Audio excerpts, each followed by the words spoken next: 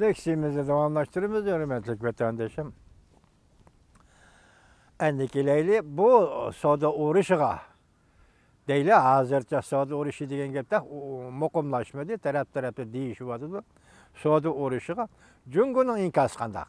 Buna nazar ağdırız hürmetli vatandaşım. Cungunun halk geziti.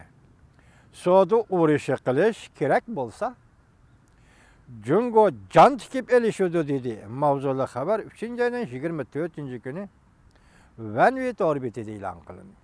Haber mındak başlandı. Amerika Şarkı vakti 3. ayının 22. günü Amerika Koşmuş Ştatlarının prezidenti Trump prezident eslatmasiga imza koydu.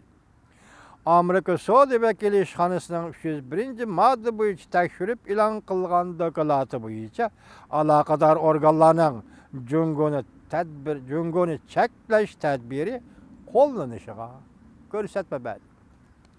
Cungo Savdo Ministerliği bayanat 3. ayının 23. günü mındak görsetti. Her kandak ahval astıdı Cungo taraf öz menfaatinin ziyan uçravatqanlıqıga qarab olturmaydı. Qarab olturmaydı. Biz tayyorlik qilib qo'ydik. Özümüzдің qonunluq menfaatini qat'iy qo'g'daymiz. Savdo ministerligida aloqador amaldorlar mundaq tunishdi.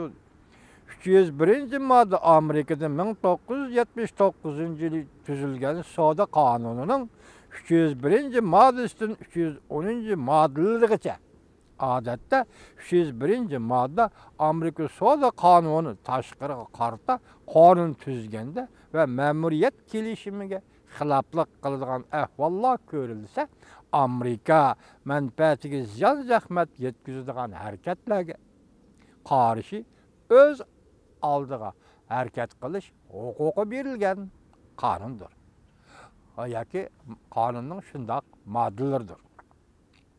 301 modda bo'yicha tekshirishni Amerika o'z oldiga yo'lga qo'ydi. Yakka harakat qilish alohidaligiga ega. Savdo ministerligi tadqiqot o'rnidan Beyming mundaq ko'rsatdi. 301 modda bo'yicha tekshirish paydo bo'lgandan beri boshqa davlatlarning qarshi turishiga uchrab keldi.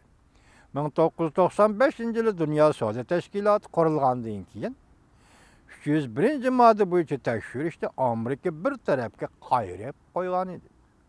2017-yil 8-ayning 18 kuni Amerika Savdo Vakili İşxanası 301 modda bo'yicha tekshirishni yo'lga qo'yib, muhim texnika o'tinib berishga va ixtiro qilishga munosabatlik siyosatlarga tekshirishni shu siyosatlarga qaratdi.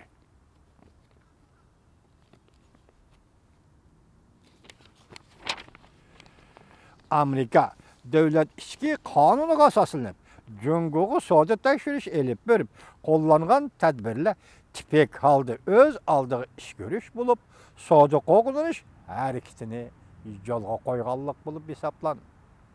Amerika 301 modda bo'yicha tekshirish elib berib, Dunyo savdo tashkilotining prinsiplariga sal qaradi. Amerika Jungo savdosining o'zaro manfaat yetkazish xarakteriga sal qaradi deydi. Jungo'ning xalq gazeti e'lon qilgan maqolasida. Jungo Davlat Mahkamasi Taraqqiyot tadqiqot markazi Lung Gochang mundaq hisobladi. Amerika bilan Jungo o'rtasidagi qizil raqam paydo bo'lishining ko'p tarafli sabablari bor. Tegi-taktidan olgan ikki davlat iqtisodiy qurilmasi, sanoat, raqobat kuchi va xalqaro ish taqsimoti tarafidan belgilangan. Ya'ni shundaqli statistika qilish va Amerika tarafning Jungoga yuqori darajalik texnika eksport qilishni boshqarishning tarafidan belgilangan. Hozir bu yer nima demakchi? Bu savdo qizil ta'tir farqi qizil raqamning paydo bo'lishi eng asosli sening o'zingning ishi demakchi. Ya'ni sen Jungoga setib beradigan yuqori texnikani setib bermading. Mashinadan paydo bo'lgan ishlab Amerikaga ishtirib. Jungo taraf savdo urushi qilishni xohlamaydi. Lekin savdo urushidan qo'rqmaydi. Ishonchimiz bor, iqtidorimiz bor. Har qanday xiristlarga taqobil tura olamiz. Qatnash bankisi tadqiqot Xi Lianqing mundaq hesapladı. Prezident Trump hükümetinin hayvesiga duch kelganda Jungo aqliy manfaatlik, tartiblik kurash qilish kerak. Qat'iy zarba berish lozim. Konkret kasblar va mahsulotlarni tanlash masalasida Amerikaning yezigilik mahsulotlari, qatnash, to'sish uskunalari, aeroplan, mashina, mulozimat savdosi qatorliq Jungoga eksport qiladigan tovarlarning tayinish darajasi Jungo Amerikaning bu mahsulotlarga tökme qilib satishini tekshirish va tamojna beja qo'yishni yo'lga qo'yish lozim. Demak, Amerika unda qilib tamojna beja qo'ydi, Jungo ham tamojna beja qo'yishni yo'lga qo'yish lozim. Demak, o'ch elish degan so'z Jungoning tilidan mana shu darajada shar'iylanyapti. 3-oyning 23-kuni Jungo Savdo Ministerligi Amerikadan import qilingan qisman tovarlarga tamojna beja qo'yishni jakarlab, Amerikaning Jungoning plat ömür mahsulotlariga boj qo'yish keltirib chiqargan ziyon bilan taqsimlashtirmoqchi bo'ldi. Konkret holda hozirgacha Jungo Amerikaning qaysi mahsulotlariga, masalan, Jungo eksport qilingan mahsulotlarga boj qo'ydi, taqa konkret ism kamida buningga kelishi mumkin. Hozir masalan bilan tig'ma-tig' elishman deydi.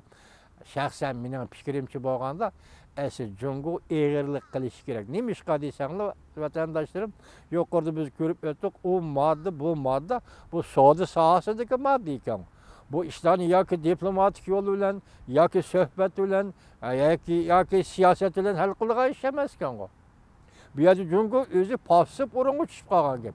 Demak, savdo moddalarda savdo shunday qilish kerak degan edi. Siz shunday qilmadingiz deb bu qonunliq modda bilan so'zlayotgan so'z. Şun bir ölç alaman, ölç almayman degan gap mi yo'q. Sen qonunni ijro qildingmi desa, ya yo'q. Demak, yo'q bo'lsa sen bunga jazolanasan. Agar qonunga amal qilgan bo'lsang, hech qanday ish yo'q. Başta ko'rib o'tdik vatandoshim, shu Jungoning bu yerda o'ch olaman deb chiqishi ortiqcha bir ishmikin deb men shaxsiy shunday qarayman.